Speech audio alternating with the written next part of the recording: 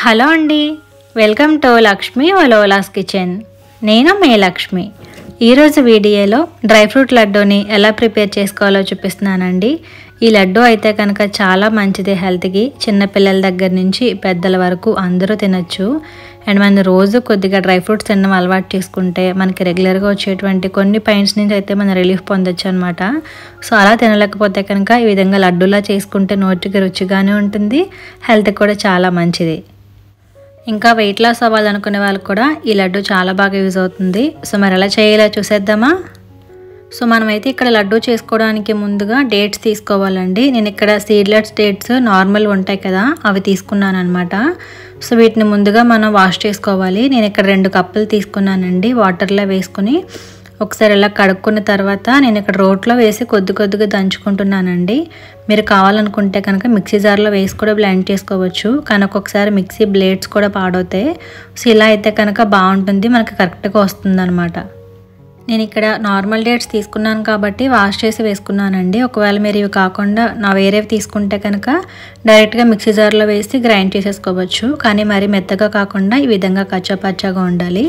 So ఇలా నానబెట్టుకున్న 2 కప్పుల డేట్స్ కూడా ఈ విధంగా కొంచెం మెత్తగా పేస్ట్ చేసి పక్కన పెట్టేసుకొని ఇప్పుడు స్టవ్ పై ప్యాన్ పెట్టుకుని 2 టేబుల్ స్పూన్ల వరకు నెయ్యి వేసి వేడి చేసుకోవాలి.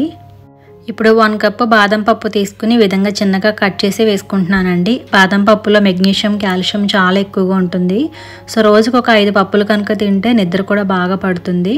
సో ఈ ముక్కలన్నీ కూడా నెయ్యిలో వేసుకున్న తర్వాత లో ఫ్లేమ్లో ఉంచి కలుపుకుంటూ ఒక 2 నిమిషాల పాటు ఈ విధంగా కొంచెం లైట్గా కలర్ వచ్చేంత వరకు వేయించుకోవాలి. సో ఇలా వేగిన తర్వాత ఇందులోనే 1 కప్పు జీడిపప్పు కూడా తీసుకుని ఈ విధంగా ముక్కల్లా కట్ చేసి వేసుకోవాలి. రోజుకి 5 కనుక జీడిపప్పు తింటే మైగ్రేన్ ఉన్న వాళ్ళకి రిలీఫ్ ఉంటుందండి.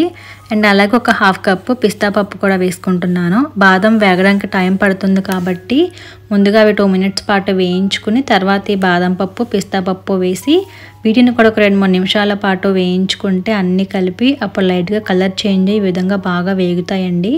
చూసారు కదా, ఇలా వేగిన తర్వాత వీటిని ఒక ప్లేట్లోకి తీసేసుకోవాలి. సో వీటిని ప్లేట్లోకి తీసేసుకొని చల్లార్చుకోవాలండి. ఈలోగా మళ్ళీ అదే ప్యాన్లో ఇంకొక టేబుల్ స్పూన్ వరకు నెయ్యి యాడ్ చేసుకోవాలి. తర్వాత ఒక 1/2 కప్పు వాల్నట్స్ తీసుకుని వాటిని కూడా విధంగా చిన్న ముక్కల్లా కట్ చేసి వేసుకుంటున్నాను. అండ్ వీటితో పాటుగా ఒక 1/2 కప్పు వచ్చేసి పంప్కిన్ సీడ్స్, అలాగే 1/2 కప్పు సన్ఫ్లవర్ సీడ్స్ 2 కలిపి 1/2 కప్ వేసుకుంటున్నానండి. ఇవి యాడ్ చేసుకోవడం వల్ల ఏంటంటే పిల్లలకి బ్రెయిన్ అనేది బాగా షార్ప్గా పనిచేస్తుంది అనమాట. సో వీటిని కూడా లో ఫ్లేమ్లో ఉంచి ఒక 2 మినిట్స్ పాటు వేయించుకోవాలి. చూసారు కదా, కొంచెం కలర్ చేంజ్ అయినవి.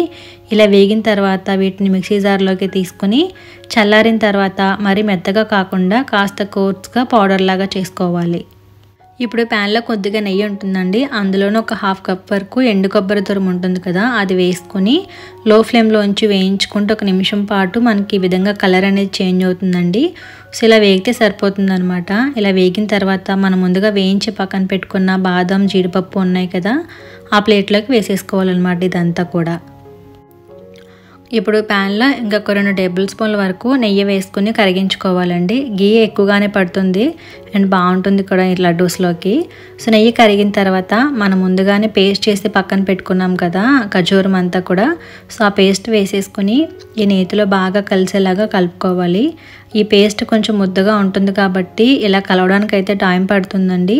సో మనం గరిటెతో ఓపిక్గా మ్యాష్ చేసుకుంటూ ఉంటే ఆ నెయ్యి అంతా కూడా పీల్చుకొని అది వేగుతూ ఉంటుందన్నమాట. ఇలా ఒక 2 మినిట్స్ పాటు కలుపుకుంటూ ఉంటే ఈ పేస్ట్ అంతా కూడా నెయ్యిని బాగా పీల్చుకుని కాస్త ముద్దలాగా అవుతుందండి. అంటే మనం వాటర్లో కడిగి కదా దంచుకున్నాము, ఆ వాటర్ కంటెంట్ అంతా కూడా ఎగిరిపోవాలన్నమాట, ఏమీ లేకుండా. సో ఈ విధంగా మనకి ప్యాన్కి స్టిక్ అవ్వకుండా కొంచెం ముద్దలాగా వచ్చేయాలి. అండ్ ఇది కొంచెం ఫ్రై అయినట్టు కూడా తెలుస్తుందండి మనకి. ఇక్కడ చూపిస్తున్నాను చూడండి. ఇలా ఫ్రై అయిన తర్వాత దీన్ని ఒక బౌల్లోకి తీసేసుకోవాలి.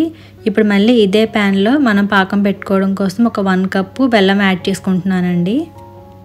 అలాగే ఒక 1/2 కప్పు వాటర్ కూడా వేసుకుని, అంటే బెల్లం కరగడానికి సరిపడగా అనమాట, వాటర్ వేసి మనం లో ఫ్లేమ్లో ఉంచుకుంటే ఈ బెల్లం అనేది వాటర్కి కరుగుతూ ఉంటుందండి. ఇలా పూర్తిగా కరిగిన తర్వాత హై ఫ్లేమ్లో ఉంచుకుని మరిగించుకోవాలి. నేను ఇక్కడ నార్మల్ డేట్స్ తీసుకున్నాను కాబట్టి అవి ఎక్కువగా స్వీట్ ఉండవండి.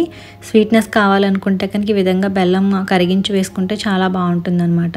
సో బెల్లం బాగా కరిగి మరిగిన తర్వాత ఈ విధంగా తీగపాకం రావాలి. అది కూడా కొంచెం ముదురు తీగపాకంలా ఉంటుంది కదా, అది వస్తే బాగుంటుంది. సో ఇలా వచ్చిన తర్వాత మనం ముందుగా వేయించి పక్కన పెట్టుకున్న ఖర్జూరం పేస్ట్ అంతా కూడా ఇందులో వేసేసుకొని లో ఫ్లేమ్లో ఉంచుకుని ఒక 2 మినిట్స్ పాటు బాగా కలుపుకుంటూ ఉంటే మొత్తం ఖర్జూరం పేస్ట్ అంతా కూడా ఈ జాగ్రీ సిరప్లో బాగా కలిసిపోతుందండి. ఇలా బాగా కలుపుకున్న తర్వాత ఇందులో ఒక 1 టీ స్పూన్ వరకు ఇలాచీ పౌడర్ కూడా యాడ్ చేసుకుని ఇదంతా కూడా బాగా కలిసేలాగా ఒకసారి అంతా బాగా మిక్స్ చేసేసుకోవాలి. తర్వాత ఈ విధంగా కొంచెం దగ్గర పడుతూ ఉంటుందండి. అప్పుడు మనం ముందుగా వేయించి పక్కన పెట్టుకున్న బాదం పప్పు, జీడిపప్పు, పిస్తా అండ్ ఎండు కొబ్బరి పౌడర్ ఉన్నాయి కదా, అవన్నీ వేసుకోవాలి. అలాగే నేను కొంచెం కోర్స్గా బ్లెండ్ చేసుకోవాలని చెప్పాను కదా, సో అవి కూడా బ్లెండ్ చేసి రెడీగా ఉంచుకొని అది కూడా ఈ ప్యాన్లో వేసేసుకోవాలండి. తర్వాత లో ఫ్లేమ్లో ఉంచుకొని ఇవన్నీ కూడా కలుపుకుంటూ ఉండాలి. ఈ జాగ్రీ సిరప్ అండ్ ఖర్జూరం పేస్ట్లో మనం వేసుకున్న నట్స్ అండ్ డ్రై ఫ్రూట్స్ ఉన్నాయి కదా, ఇవన్నీ కూడా బాగా కలుపుకోవాలన్నమాట. సో అలా లో ఫ్లేమ్లో ఉంచి ఒక 2 మినిట్స్ పాటు కలుపుకుంటూ ఉంటే మనకి దగ్గర పడడం స్టార్ట్ అవుతుందండి. అంటే ముద్దలాగా వస్తుందన్నమాట. మనం స్టవ్ పై ఉన్నప్పుడే చెక్ చేసుకోవచ్చు అది మనకి లడ్డూలా అవుతుందా లేదా అనేది. లేదంటే కనుక మనం అలా ఫ్రై చేస్తూ ఉన్నప్పుడే ప్యాన్ నుంచి సపరేట్ అయిపోయి ఈ విధంగా ముద్దలా వచ్చేస్తుందండి. ఇక్కడ చూపిస్తున్నాను చూసారా, ఇలా వచ్చేసినా కూడా మనకి లడ్డు అయిపోవడానికి రెడీ అయినట్టే అనమాట. ఇలా వచ్చినప్పుడు స్టవ్ ఆఫ్ చేసేసుకొని పూర్తిగా చల్లారిన తర్వాత మనం దీన్ని లడ్డూలా చుట్టుకోవచ్చు.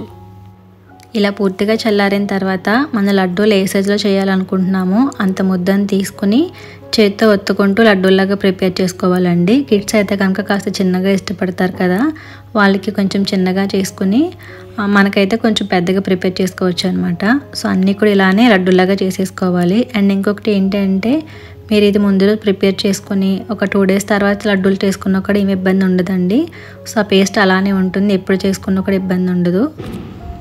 సో మరి చూసారు కదండి, ఇంట్లోనే ఈజీగా అండ్ హెల్తీగా డ్రై ఫ్రూట్ లడ్డు ఎలా ప్రిపేర్ చేసుకోవాలి అనేది. ఒకసారి మీరు కూడా ఈ విధంగా ట్రై చేసి మీ ఇంట్లో వాళ్ళకి టేస్ట్ చూపించండి. అండ్ ఈ వీడియో కనుక మీకు నచ్చితే వీడియోకి లైక్ చేసి నా ఛానల్ని సబ్స్క్రైబ్ చేసి నాకు సపోర్ట్ చేయండి.